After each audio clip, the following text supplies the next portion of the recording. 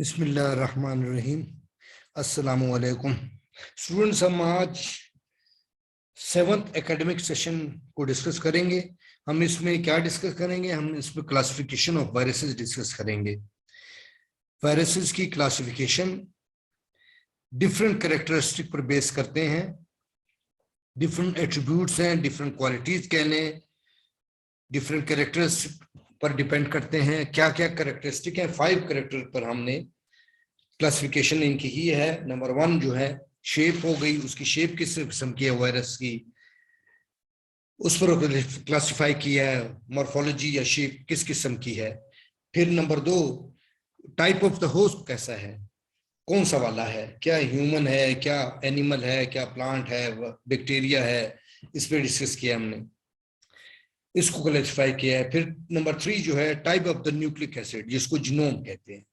हमने बताया था कि न्यूक्लिक एसिड जो है वायरस में या तो आरएनए की फॉर्म में होगा या डीएनए की फॉर्म में होगा, दोनों एक साथ में मौजूद नहीं होते। तो हमने इस पेज पर क्लासिफाई किया है कि आरएनए अगर है तो आरएनए सिंगल स्ट्रैंड में है तो उसको सिंगल स्ट्रैंडेड कहेंगे, अगर डबल स्ट्रैंड आरएनए के मौजूद है डबल स्ट्रैंडेड कहेंगे। और बिल्कुल इसी तरह अगर डीएनए मौजूद है और डीएनए का सिंगल स्ट्रैंड है तो वो सिंगल स्ट्रैंडेड कहलाया जाएगा, डबल स्ट्रैंड है तो डबल स्ट्रैंडेड कहलाया जाएगा। वो हम क्लासिफिकेशन को जब डिटेल में डिस्कस करेंगे तो हम देखते हैं। Arrangement of capsomere. अब जो कैप्सोमेयर जो है, हमें पता है कि कैप्सोमेयर जो है ये स्मॉल सब यूनिट्स हैं कैप्सिड के। कैप्सिड क्या चीज है? कैप्सिड प्रोटीन की एक कोट है, एक लेयर है जिसने न्यूक्लिक एसिड को कवर किया हुआ है, कोर को कवर किया हुआ है या न्यूक्लिक एसिड को कवर किया हुआ है। और ये कैप्सिड जो है स्मॉल सब यूनिट से बनी होती है जिसको कैप्सोमर कहते हैं। ये स्मॉल सब यूनिट जो है इनकी अरेंजमेंट मुख्तलिफ होती है, इनके जो इनका अरेंजमेंट उसमें होती है कैप्सिड में, वो डिफरेंट टाइप्स की होती है। तो उसके बेस पर क्लासिफिकेशन है कि क्या इसकी अरेंजमेंट इस किस्म की है, वो हम डिस्कस करेंगे उसकी शेप्स को। इसी तरह हम फाइनल जो है ये डिस्कस करेंगे कि वायरस की आउटर मोस्ट जो कवरिंग है या लेयर जो है ये वो मौजूद है, अगर मौजूद है तो उसको क्या कहते हैं, अगर मौजूद नहीं है तो उन वायरसेस को क्या कहते हैं। तो एक एक करके हम इसको डिस्कस करेंगे। हमने पहले वायरस के स्ट्रक्चर को जरा रिवाइज कर रहे हैं, फिर हम उसकी ये कैरेक्टरिस्टिक्स को हम देखते हैं कि ये इनर मोस्ट जो है कोर है जिसमें कि इसके न्यूक्लिक एसिड या जीनोम होता है, जो डीएनए होता है या आरएनए होता है। या तो डीएनए होगा तो DNA viruses, RNA RNA viruses. इसी तरीके से उसके बाद कैप्सिड आ जाता है। ये देखिए आप, कैप्सिड है, कैप्सिड पर कैप्सोमेयर है। अब ये कैप्सोमेयर की अरेंजमेंट डिफरेंट होती है। ये जो कैप्सोमेयर की अरेंजमेंट आपको नजर आ रही है, ये 20 डिफरेंट कैप्सोमेयर रिपीटिंग यूनिट बार बार रिपीट होते जाते हैं। ये कैप्सोमेयर जो है ये बारी इनकी आती जाती है बार बार, तो इनको रिपीटिंग यूनिट कहते हैं। और ये मुख्तलिफ अरेंजमेंट में पड़े होते हैं, उसकी बेस पे क्लासिफिकेशन हो गई। यहां तक तो हो गई बात कैप्सिड की। अब कुछ ऐसे वायरसेस, ये हो गया ये विदाउट एनवेलप है ये वायरस जो है। अब एनवेलप के साथ जो वायरस होंगे जिसमें एक लेयर होगी, ऐसे इर्द गिर्द पूरी इर्द गिर्द एक लेयर होगी, आप देखेंगे हम उसको एनवेलप वायरस कहते हैं। और ये नॉन एनवेलप वायरस है, इसमें एनवेलप मौजूद नहीं है, इसमें आउटर मोस्ट कवरिंग कब कैप्सिड। तो आज देखते हैं एक एक करके। ये पहली बात तो हम शेप को देखेंगे कि इसमें शेप हमने कहा कि 3 किस्म की शेप्स हमें मिली जिसके बेस पे हम क्लासिफाई करते हैं वायरसेस को। स्फेरिकल वायरस कहेंगे तो स्फेरिकल शेप में होगा, रॉड शेप वायरसेस कहेंगे तो रॉड शेप में होंगे। अगर टैडपोल जो होंगे वायरसेस वो बैक्टीरियोफाजेज होंगे, यानी बैक्टीरिया का वायरस। बैक्टीरिया जो है वायरस से 50 to 100 टाइम्स जो है ना स्मॉल बड़ा होता है, लार्ज होता है। तो वायरस उससे छोटा होता है और इसलिए उसमें पेनिट्रेट कर जाता है और उसकी मशीनरी को यूज करता है, मल्टीप्लाई करता है, फिर उसमें थाउजेंड्स कॉपी बनती हैं, फिर ये बस्ट करता है, फिर बाहर निकलता है, इस तरह ये साइकिल चलता है। तो जो एनिमल जो स्फेरिकल है वो ये वायरस है, और रॉड शेप जो है वो ये कैप्सोमेयर की अरेंजमेंट देख रहे हैं कैसे, ये रॉड शेप, ये रॉड की तरह पड़ा हुआ है। और ये स्फेरिकल है, गोल गोल आपको नजर आ रहा है। इसकी एग्जांपल हमने वायरसेस की एग्जांपल इसलिए दी है कि ये हो सकता है कि आपसे एग्जाम में पूछे कि एग्जांपल दें। स्फेरिकल वायरस की एग्जांपल है पोलियो वायरस, रॉड शेप की एग्जांपल की है टोबैको मोज़ेक वायरस, ये टोबैको लीफ को जो है इन्फेक्ट करता है, टीएमवी टोबैको मोज़ेक वायरस से कहते हैं। और ये टैडपोल बैक्टीरियोफाजिस इनको कहते हैं, इन वायरसेस को बैक्टीरियोफाज ये वायरस के नाम है। और ये इसकी शक्ल टैडपोल की तरह होती है, जिस तरह के फ्रॉग की लार्वा फॉर्म होती है। ये देखें हेड है, ये नेक है, ये इसकी टेल, ये टेल आ गई, तो ये इसकी शेप इस किस्म की होती है, इसको टैडपोल कहते हैं। तो spherical, rod shape and tadpole. नाम भी हमने एग्जांपल सबकी दी हैं। अगर कोई आपसे पूछे कि टैडपोल क्या होता है तो आप कह सकेंगे बैक्टीरियोफाजिस है। स्फेरिकल कौन से होते हैं? पोलियो वायरस, उसकी एग्जांपल है ये ब्रेन को और स्पाइनल कॉर्ड को इन्फेक्ट करता है। ये रॉड शेप हो गए, ठीक है। इसी तरह type of the host second आ जाता है कि होस्ट किस किस्म का है। अभी होस्ट प्लांट भी हो सकता है, होस्ट एनिमल भी हो सकता है, होस्ट बैक्टीरिया भी हो सकता है। एनिमल की एग्जांपल है हमने पेपोवा वायरस हमने कहा, इसको ह्यूमन पेपिलोमा वायरस कहते हैं। ये वाट स्किन पे ऐसे वाट से लीजन आ जाती है, वो डीप जरा बात हो जाएगी तो उसको पेपोवा वायरस एग्जांपल है वायरल। और इसकी एग्जांपल है प्लांट की टोबैको मोज़ेक वायरस, ये प्लांट को इन्फेक्ट करता है, ये एनिमल को करता है, ये बैक्टीरिया को करता है, बैक्टीरियोफाज वायरस। तो 3 टाइप्स इसमें भी हमने बताई, प्लांट की, एनिमल वायरस और वायरस ऑफ द बैक्टीरिया।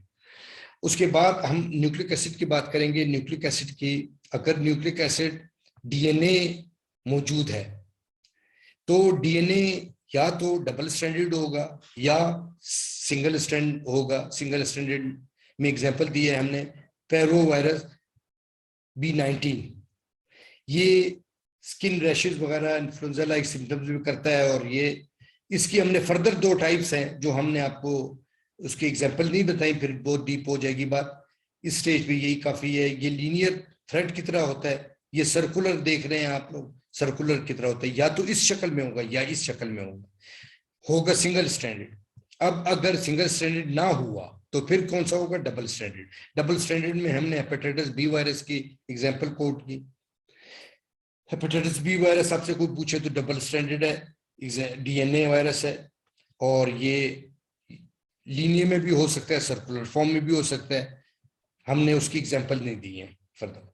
ये डबल स्ट्रैंडेड बताया कि डबल स्ट्रैंड इस तरह सर्कुलर डबल स्ट्रैंड जा रहा है, और ये लीनियर लंबा लंबा सा धागे की तरह डबल स्ट्रैंड पड़े हुए। बस इस तक हमने एग्जांपल आपको बताई। अच्छा, अगर आरएनए वायरस है तो फिर आरएनए, फिर वही बात हो गई डीएनए की तरह के, या तो सिंगल स्ट्रैंडेड होगा या डबल स्ट्रैंडेड होगा। अगर सिंगल स्ट्रैंडेड होगा तो उसकी एग्जांपल है पोलियो वायरस की, और अगर डबल स्ट्रैंडेड होगा तो उसकी एग्जांपल है HIV, human immune deficiency virus. इसको हम कवर करेंगे, एक आपके साथ डिस्कशन करेंगे क्योंकि ये MD कैट के सिलेबस में है। अच्छा, ये जो डबल स्टैंडर्ड हैं वो हो सकते हैं या तो सर्कुलर या लीनियर, लंबे लंबे से पड़े हुए।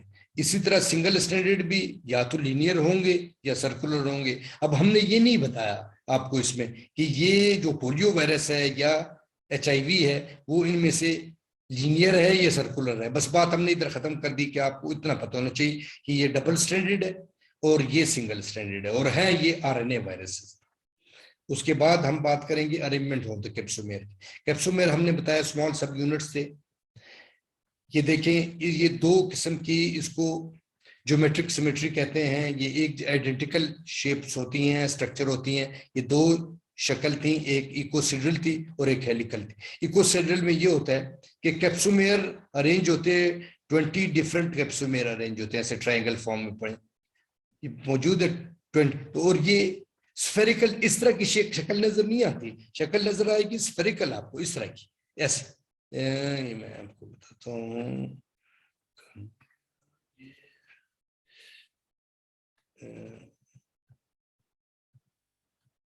ये शेप आपको ये नजर आएगी स्फेरिकल। वो तो आपको समझाने के लिए बताया कि वो इस किस्म की कैप्सोमेर अटैच होंगे, और अंदर ये देखें ये न्यूक्लिक एसिड है अंदर। तो इसकी एग्जांपल है पोलियो वायरस की। और हेलिकल वायरस जो है वो इस तरह रॉड शेप हेलिक्स की शक्ल में था, अंदर से खाली होता है, होलो होता है ये, और अंदर न्यूक्लिक एसिड मौजूद है। ये इसकी एग्जांपल दी, टोबैको मोज़ेक वायरस या इन्फ्लुएंजा वायरस भी है। चलें एक ही याद रखें, टोबैको मोज़ेक वायरस, बस इसमें याद रखें कि TMV, और इसमें पोलियो था। अच्छा, फिर उसके बाद हम आउटर लेयर की बात करते हैं कि अगर आउटर लेयर मौजूद है तो वायरस इस शक्ल में नजर आएगा, अगर आउटर लेयर नहीं है तो इस शक्ल में नजर आया, कैप्सिड बाहर होगा, कैप्सिमेर्स होंगे बस सिर्फ। अगर उसमें लेयर हो, ये लेयर आपको नजर आ रही थी पिंक पिंक सी, ये लेयर है जो एनवेलप कहलाती है। अपने पहले भी स्ट्रक्चर में हमने इसको डिस्कस किया।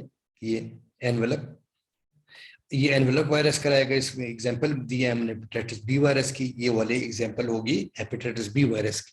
और पोलियो ही वायरस, इसीलिए हमने वायरस को बार बार रिपीट किया है ताकि नाम आप लोगों को डिफरेंट ना लगे, मतलब आपको लगे कि ये वाला ये भी हो सकता है, ये भी हो सकता है।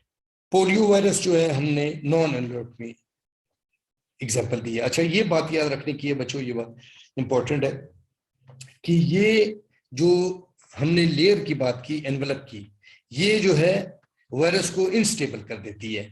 ये ज्यादा स्टेबल होता है, यानी ये रेजिस्टेंट ज्यादा होता है। ये तो हीट से, रेडिएशन से, या डिटर्जेंट जिस तरह के सोप वगैरह है इनसे, या अल्कोहल से ये किल हो जाता है जल्दी। इसीलिए तो कोरोना वायरस भी ऐसे ही है, एनवेलप्ड है। और इसीलिए उसमें कहा जाता है कि सैनिटाइजर यूज करें। सैनिटाइजर में तो और कुछ भी नहीं है, 60 to 70% अल्कोहल होता है और बाकी उसमें वाटर होता है। तो या साबुन से बार बार धोएं आप, तो जल्दी उससे किल हो जाता है, रिमूव हो जाता है, किल हो जाता है। तो ये ज्यादा रेजिस्टेंट ना हुआ, ये रेजिस्टेंट ज्यादा हुआ।